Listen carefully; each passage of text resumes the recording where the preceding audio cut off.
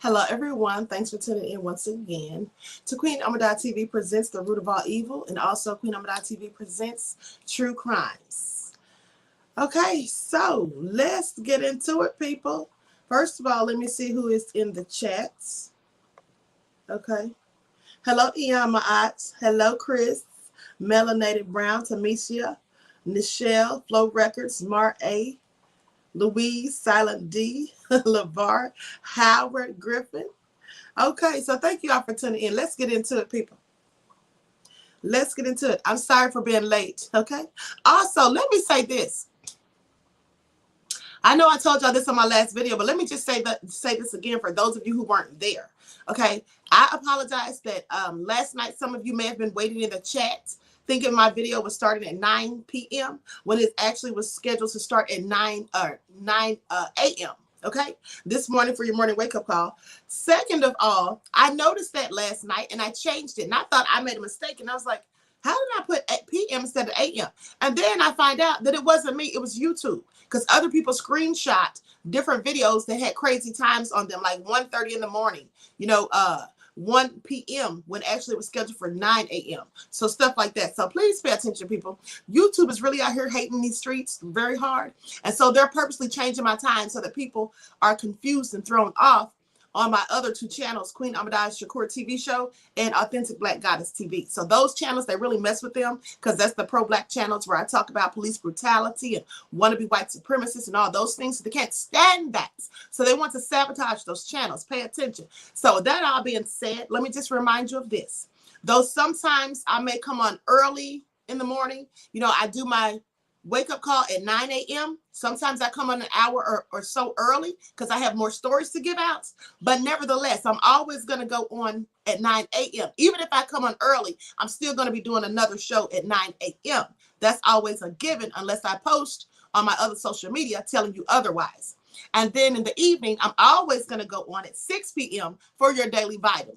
I never change the time on your daily vitamin. It's always going to be at 6 p.m. So no matter what they do to try to trick you, sabotage me, or whatever, just know that two things are for sure.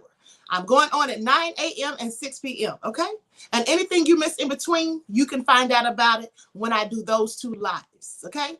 Make sure you subscribe to all of the channels in case they try something shady, like banning me again for a week, so that you have other channels to go on to get the same information. Because this is how they roll. So you have to try to counter it. And that's why it's imperative for you guys to share these videos so that, my channel grows, because they try to stop the channel from growing. They shadow ban you and do all these crazy things. Okay? Yes, they deleted Young Pharaoh's channel completely. Absolutely. They deleted my channel completely also. I had another channel, the Queen Ahmadiyyah Shakur show. As you know now, I have the Queen Ahmadiyyah Shakur TV show and Authentic Black Goddess. I started those two channels because they banned my main channel that I didn't even have for a year, okay? And I was already up to like 20,000, almost at 20,000 subscribers. So I had to start fresh. So I feel Pharaoh's pain, and I heard that he's going to sue them, as he should, okay? Obviously, they don't get tired of getting sued because so many people have class action lawsuits against them and have sued them before, all right? So the beat continues. I always catch up on your daily dose, even when ScrewTube is hating. Thank you, Terry. Thank you. All right. So, and just keep in mind, people, that I usually post on YouTube in the community. I usually post on YouTube and also on Instagram and Twitter what time I'm doing my other lives. Okay. So let's go ahead and get started, because at 6 o'clock, I have to start your daily vitamin. All right. So let's talk about this NYPD, former NYPD cop who pleads guilty to alleged murder for hire plot to her husband. Yeah. And then I also have another story we're going to talk about too, about a botched murder for hire scheme for 2 women in Louisiana.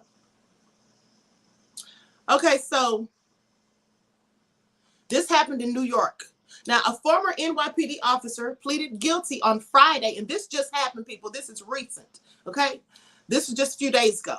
A former NYPD officer pleaded guilty on Friday to an obstruction charge stemming from the murder for hire plot to kill her estranged husband and her boyfriend's teenage daughter. So just a wicked devil. Now, mind you, this is the same person who was a police officer. Can you imagine how many people she likely killed or had killed? Please pay attention, okay? But we're supposed to trust the police? I don't think so. Now, Valerie Cincinnati paid her one-time boyfriend, John DeRuba, $7,000 to hire a hitman to kill estranged husband, Isaiah Carvalho, amid a bitter divorce and custody battle over their son. Now, she wanted to kill him because they were getting a divorce, because first of all, she wanted all the money for herself. She wanted to make sure she didn't have to split her pension with him, and plus she wanted his money, and she thought that he was going to try to get the son or whatever. So that's why she wanted him killed. Now, DeRuba went straight to the authorities. Imagine the look on her face. He went to the authorities when sincerely wanted to include DeRuba's 15-year-old daughter in the plots. Now, how crazy is she? He says, I deleted images on an iPhone with the intent to obstruct a federal grand jury investigation into the murder for hire, Cincinnati said during the plea hearing. I knew what I did was wrong, and I'm truly sorry, Your Honor. Yeah, you know how it's funny how they think they can just explain away whatever they did and why, and then start with the tears and the mago-splain, as I call it. Now, had the case gone to trial, federal prosecutors said they would have introduced evidence that included audio and video recordings in which Cincinnati was overheard discussing the plots and an alibi to make sure she got away with it. Now, during the virtual hearing, Cincinnati, who has been in custody since her 2019 arrest, broke down wailing, saying, for 2 years, I haven't seen my son. You know what? I don't feel sorry for her. At the end of the day, she's crying now, talking about for 2 years you haven't seen your son. Whose fault is that? Maybe if you hadn't tried to have your son's father killed, right, you wouldn't be in this pickle. Now, the defense hopes to get her released on bail while she awaits sentencing. Her plea agreement called for a sentence of about 5 years in prison. Isn't that something? 5 years in prison when you tried to get somebody murdered. 2 people, mind you, not 1, 2. And you only get 5 years because of a plea deal. I want y'all to pay attention. I guarantee you this wouldn't have happened to one of us, all right? Now, federal prosecutors agreed not to ask for more than 60 months behind bars when she is sentenced on October the 29th. Cincinnati, age 36, resigned from the NYPD after a 12-year career. She had been assigned to the Video Interactive Patrol Enhanced Response, or known as the Viper units, now whose members monitor security cameras at city housing projects. The unit is largely made up of officers on modified duty due to other infractions. I want you to pay attention. Usually made up of officers on modified duty due to other infractions. Wonder what her infractions were. Please, likely murder. And authorities say Cincinnati had prior domestic incidents involving the boyfriend and the ex-husband that led to her being assigned there. They probably didn't find out about the people she had killed. Now, before that, she was assigned to the 106th precinct in Queens. Judge Joanna Siebert took the plea in Central Islip during a virtual hearing. The judge who had been presiding over the case, Sandra Feuerstein, was killed in a hit and run in Boca Raton last Friday. Now, I want y'all to pay attention to this. Yes, Yvette, infractions, honey. That's what they called it. But listen to this. Yes, we harsh so they criminals. We know this, yes. But did you hear the last part? I want y'all to pay attention. Let me read that to you again. Judge Joanna Siebert took the plea in Central Islip during a virtual hearing. The judge who had been presiding over the case, Sandra Feuerstein, was killed in a hit and run in Boca Raton last Friday. Killed in a hit and run? Does anybody think that sounds the least bit suspicious? Listen to it. Federal judge from Long Island killed by hit and run driver in Florida. Says a federal judge in New York was struck and killed by a hit and run driver. Now, Eastern District of New York federal judge Sandra Feuerstein, age 75, was killed, and a 6-year-old boy was seriously hurt as they were walking on the sidewalk on Friday morning. Now, I want y'all to pay attention. This was on Friday before she had to go to court. Now, I'm not saying she had anything to do with it, but I find it very suspicious. Let me continue. Police say a 23-year-old Natasha Snape struck the judge before hitting the child who was crossing the sidewalk. She then reportedly drove away. The boy, Anthony Orkinov, was taken to the hospital, but his condition Sunday could not be determined. Snape was found near Delray Beach after the car had been crashed. According to the court documents, she began fighting medics and claimed she was Harry Potter. Now she want to play crazy. Y'all hear this? She started fighting the medics and talking about she's Harry Potter. Now, y'all know she's not crazy. Putting on the front. This is what they always do. Play the mental illness card, honey. Miss me with it. Police said they found in her purse the synthetic drug commonly known as bath salts, which can cause psychotic episodes.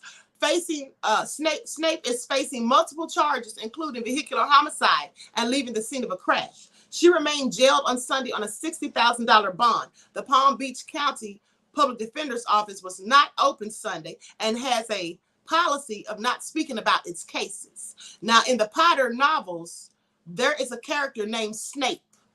In Harry Potter, there's actually a character named with the same name as her.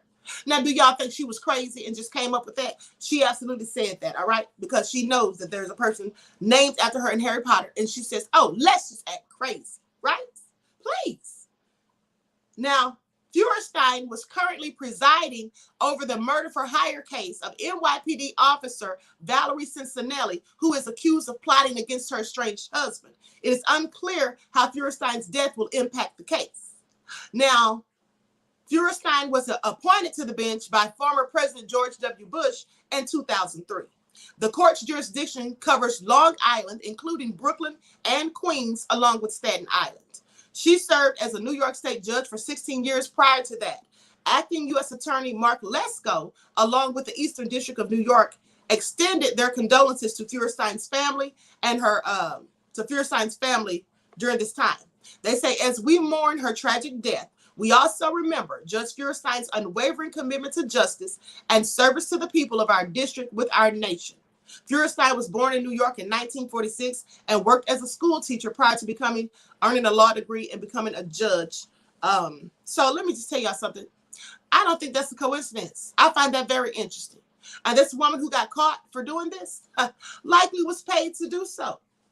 The judge was probably about to give her the business. Yes, because they said she had a long time commitment to justice. Now that this judge is dead and another judge presided over it, you mean to tell me she only gets a measly 5 years for plotting the murders of 2 people and one of them a minor? Please miss me with it. She absolutely, as far as I'm concerned, has something to do with this. Like I said, she probably hired that woman who hit the judge. Now the woman's going to play crazy and she too will get off talking about she's Harry Potter. Isn't that something?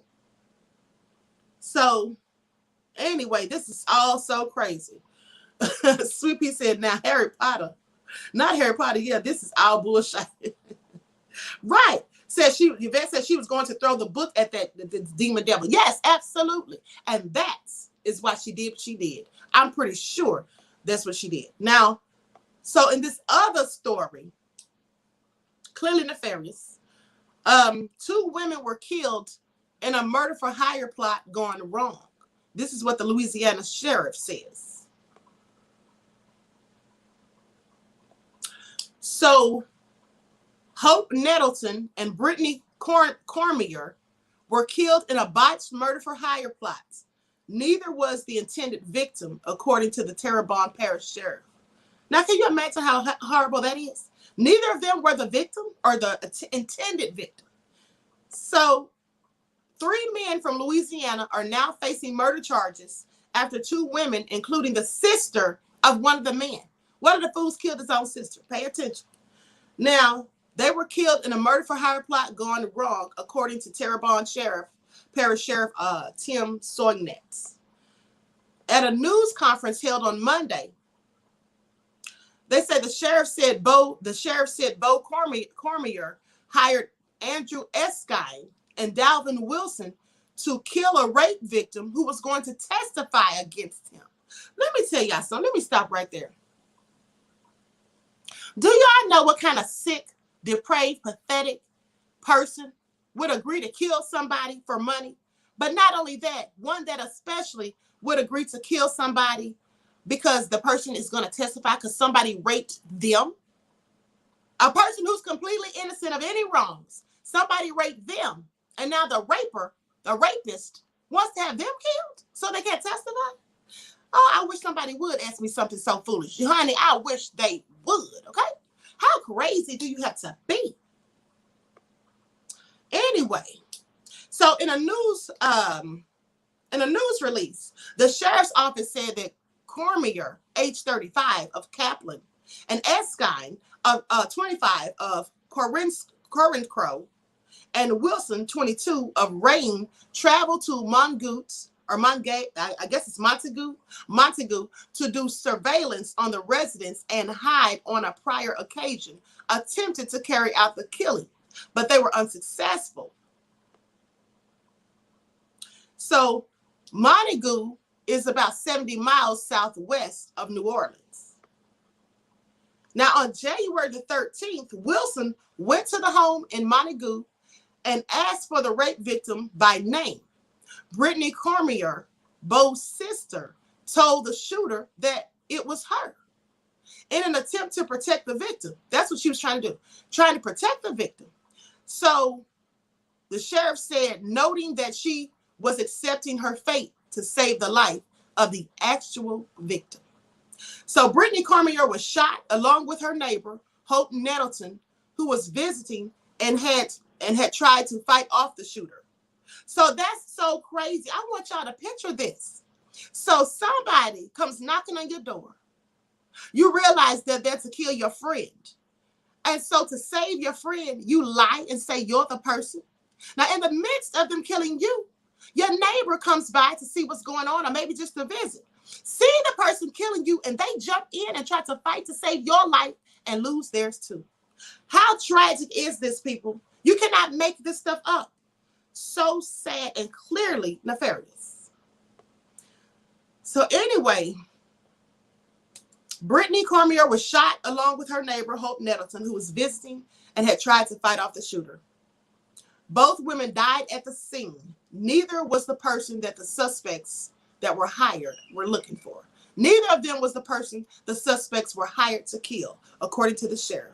Now, I'm going to show you a picture of the thugs because I'm looking right at them. They look a hot mess. Now, Beau Cormier, Dalvin Wilson, and Andrew Erskine were each charged with 2 counts of first-degree murder. They say we don't get these types of things to happen, double homicides in Terrebonne Parish, the sheriff said, especially Montague. It's a small town. He added, there were good people that ended up dying. Clearly, they were good people. I mean, these people were willing to risk their lives for somebody else. These are the kind of friends we all need, right? Police. Sadly, most of us have friends that are haters, I'm sure. Beau Cormier, Wilson, except for me. My friends clearly don't hate. I only have a handful of people that I call friends. The rest, they're just associates. But let me continue. Although Erskine was not at the scene of the crime, he is being charged in the killings because he facilitated the vehicle and helped make the plan. Now, they say this really hit the community hard. So we worked real hard to bring peace to the families and the community with these arrests, says the sheriff.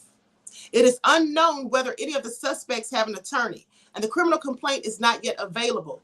Now, Terrebonne Parish District Attorney Joseph Waltz told reporters that he was in the process of scheduling a meeting with the victims before deciding on whether to seek the death penalty in these cases.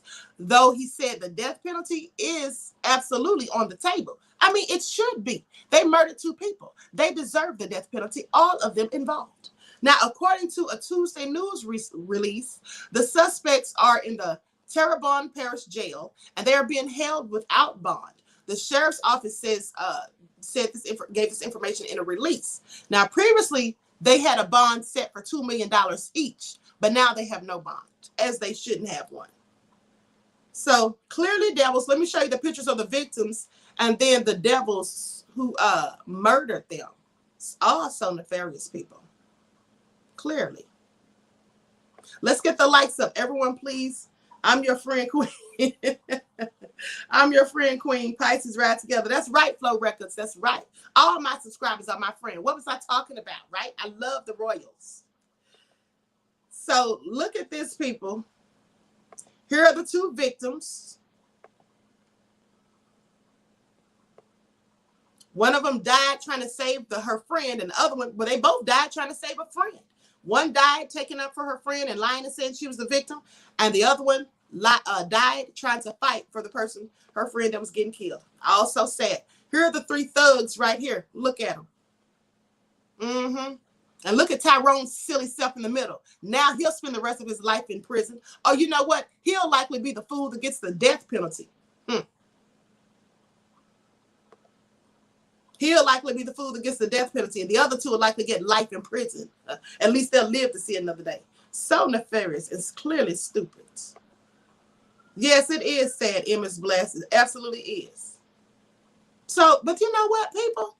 These are what devils do. We should not ever be shocked and surprised, because as I told you, there are some people who absolutely will do anything for the love of money. That is so sad, right? Some people will do anything and stop at nothing just to get money. They don't care. And here's a news clip. Let me just show this.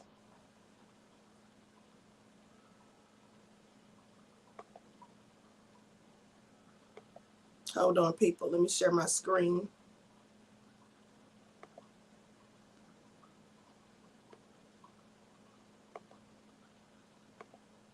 Everyone, please get the likes up. Don't forget to subscribe to the channels. If you haven't done so already, be sure to click the notification bells and click the word all so that you're notified each time the Queen Goddess goes live. Primary care differently. Our best.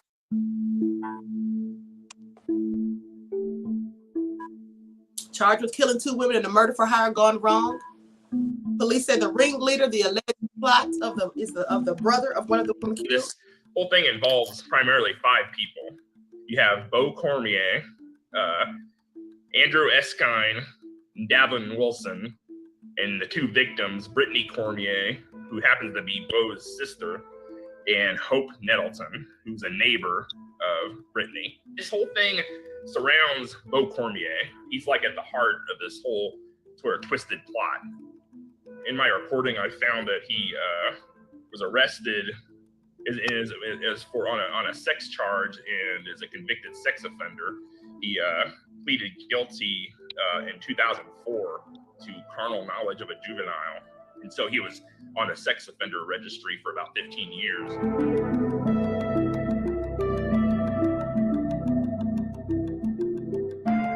What the police learned is that Beau Cormier hires his 2 friends, Andrew Eskine and Dalvin Wilson, to kill the rape victim so she couldn't testify against him.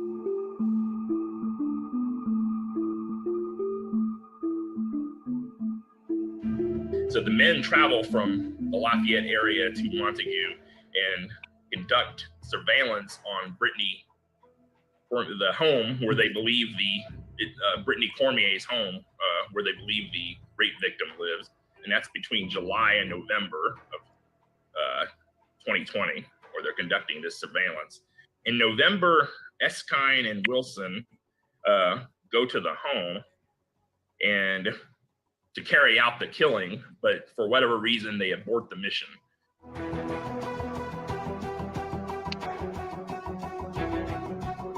Mr. Wilson is alleged to have entered the house, and having never seen the rape victim, he didn't know what she looked like. He gives the rape victim by name and asks who she is, where is she? And Brittany Cormier tells the gunman that she is the rape victim. And by doing so, the sheriff here says she accepts her fate and knows, she's about to die. But by doing so, she saves the life of the intended target, the actual rape victim. Police investigators were able to use security cameras and witness testimony, and they're able to work with other law enforcement agencies and track down Eskine and Wilson in the Lafayette area, bring the two men to justice.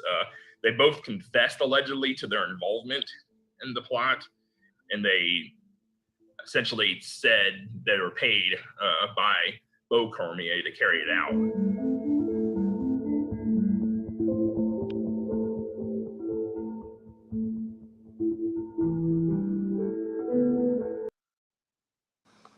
The nefariousness of it all, people.